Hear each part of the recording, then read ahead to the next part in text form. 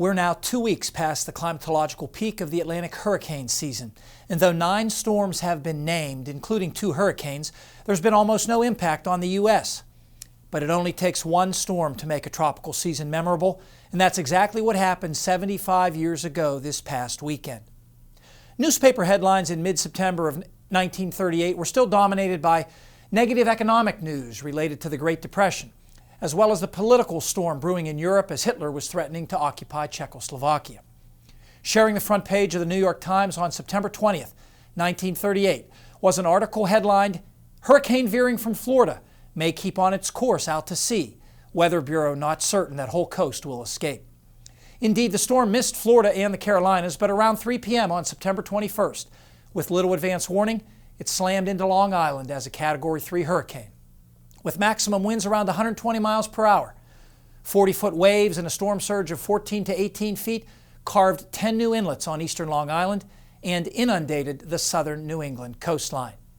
Moving north at speeds near 50 miles per hour, the storm left a path of destruction across Connecticut and Massachusetts, and still packed hurricane-force winds when it crossed into Canada that evening. More than 600 people died in New England, many at sea, while about 25,000 homes and other buildings, 25,000 cars, and 6,000 ships were damaged or destroyed, and about 20,000 electric poles and 2 billion trees were knocked down. Adjusted to current dollars, this great New England hurricane of 1938, also known as the Long Island Express, still ranks as one of the top 10 most damaging U.S. hurricanes, and it's the benchmark against which all New England hurricanes are measured. The 1938 hurricane was poorly predicted and was really the last surprise hurricane to affect the United States.